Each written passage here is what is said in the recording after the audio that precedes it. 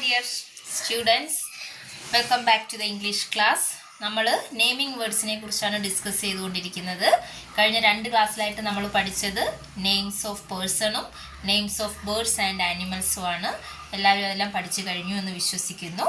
അപ്പോൾ നമുക്ക് അതിൻ്റെ ബാക്കിയായിട്ട് ഇന്ന് നെയിംസ് ഓഫ് പ്ലേസസ് പഠിക്കാം. അതും നെയിമിംഗ് വേർഡിൽ വരുന്നതാണ്. നമ്മൾ ആദ്യത്തെ ക്ലാസ്സിൽ പറഞ്ഞു names of person, names of birds and animals, names of places, names of things. ഇതൊക്കെയാണ് നെയിമിംഗ് വേർഡ്സിനകത്ത് വരുന്നതെന്ന്.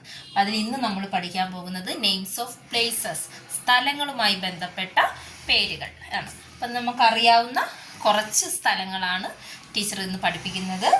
ഫസ്റ്റ് വൺ സൂ, ZOO, സൂ. സൂ എന്ന് വെച്ചാൽ എല്ലാവരും സൂവിലൊക്കെ പോയിട്ടുണ്ടാവും, മൃഗശാല അല്ലേ, മൃഗങ്ങളെല്ലാം താമസിപ്പിച്ചിരിക്കുന്ന ഒരു സ്ഥലമാണ് സൂ. നെക്സ്റ്റ് ഹിൽ, HILL, കുന്ന് എന്ന് പറയും, ഹിൽ അല്ലേ, മല അല്ലെങ്കിൽ കുന്നെന്നൊക്കെ പറയുന്നതാണ് ഹിൽ, അതൊക്കെ ഒരു സ്ഥലമാണ്. ദെൻ കിച്ചൺ, KITCHEN, അടുക്കള, കിച്ചൺ നമ്മുടെ വീട്ടിലുള്ള ഒരു സ്ഥലമാണ് എന്ത്, കിച്ചൺ. ബസ് സ്റ്റോപ്പ്, BUSSTOP, ബസ്സൊക്കെ നിർത്തുന്ന സ്ഥലത്തിനാണ് നമ്മൾ ബസ് സ്റ്റോപ്പ് എന്ന് പറയുന്നത്.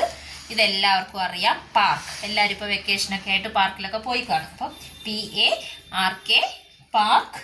ഫോറസ്റ്റ്, FOREST, ഫോറസ്റ്റ് എന്ന് വെച്ചാൽ കാട്. ഓക്കെ. ഹോസ്പിറ്റൽ, HOSPITAL, ഹോസ്പിറ്റൽ, ആശുപത്രി. സ്കൂൾ, എല്ലാവർക്കും അറിയാമല്ലോ, സ്കൂൾ, SCHOOL. അപ്പം ഇതെല്ലാം സ്ഥലവുമായി ബന്ധപ്പെട്ട ചില വേർഡ്സുകളാണ്, ചില നെയിമിംഗ് വേർഡ്സുകളാണ്. ഇനിയും ഇഷ്ടം പോലെ ഉണ്ട്. അപ്പം നമുക്ക് തൽക്കാലം ഇത് ഇത്രയും ഒന്ന് പഠിക്കാം. അപ്പം ടീച്ചർ ഇതിൻ്റെ പിക്ചേഴ്സ് കാണിച്ചു തരാം.